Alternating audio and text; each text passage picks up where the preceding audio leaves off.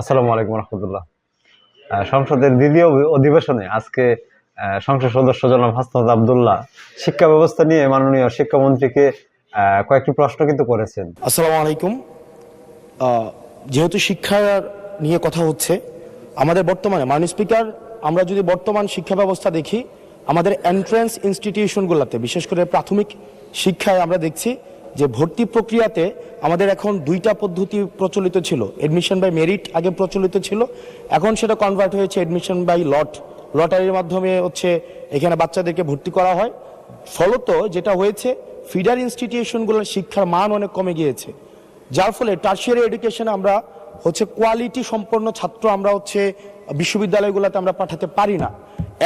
এই প্রশ্নগুলোর মধ্যে গুরুত্বপূর্ণ কিন্তু একটা প্রশ্ন কিন্তু রয়েছে যে বাংলাদেশে 3 ধরনের প্রচলিত শিক্ষা ব্যবস্থা রয়েছে। এর মধ্যে হচ্ছে একটা ইংলিশ মিডিয়াম, যেটা হচ্ছে আসলে বাংলাদেশে যারা ধনীরা যে শিক্ষা ব্যবস্থায় পড়াশোনা করে থাকে সাধারণত, এটা হচ্ছে ইংলিশ মিডিয়াম।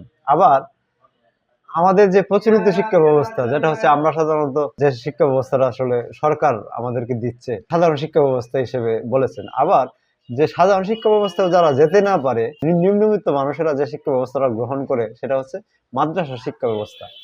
হাসনাত আবদুল্লাহ প্রশ্নটা কিন্তু এখানে খুবই গুরুত্বপূর্ণ ছিল, যেটা হচ্ছে যে আমাদের বর্তমান শিক্ষা পদ্ধতিতে আমরা যদি দেখি, আমরা যারা পয়সা দিয়ে কিনতে পারে তারা এখন ইংরেজি মাধ্যমটা কিনছে, যারা পয়সা দিয়ে ইংরেজি মাধ্যম কিনতে পারে না তারাই কেবল আপনি যেই শিক্ষা পদ্ধতি আমাদের জন্য জনজীবনের জন্য আপনি চালু করেছেন সেটা আমরা কিনছি।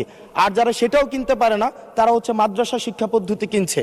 আপনার কাছে প্রশ্ন যে আমাদের বর্তমানে একটা দেশে এই 3টা শিক্ষা পদ্ধতি, যেটা অর্থনৈতিক অবস্থার উপরে নির্ভর করে চলে, এই 3টা শিক্ষা পদ্ধতি জিয়ে রেখে আপনার কি মনে হয় যে আপনি একটা ইনক্লুসিভ শিক্ষা পদ্ধতি নিয়ে আমাদের দেশটাকে আগায় নিতে পারবেন? ধন্যবাদ। এই 3 শিক্ষা ব্যবস্থা রেখে বাংলাদেশে আদৌ কি আসলে মানে সমশিক্ষাদান পসিবল কিনা? মাননীয় শিক্ষামন্ত্রী আসলে এইটাকে কিভাবে দেখেন, কিংবা এই বিষয় নিয়ে আসলে এটাকে কিভাবে দেখেন?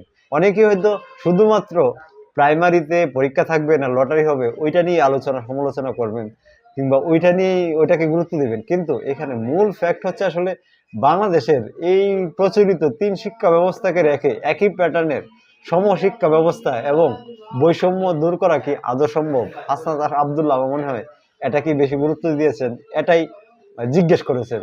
এখানে প্রাইমারিতে লটারি হবে কিংবা পরীক্ষার মাধ্যমে যাবেন, মানে মেধা না লটারি, এটা হচ্ছে আসলে আমাদের মাননীয় শিক্ষামন্ত্রী ঠিক করবেন, বর্তমান বাংলাদেশ সরকারই ঠিক করবে। তবে প্রচলিত এই 3 শিক্ষা ব্যবস্থাকে রেখে মানে বৈষম্য মুক্ত বাংলাদেশ গড়া সম্ভব কিনা, এটাই আসলে আসল প্রশ্ন।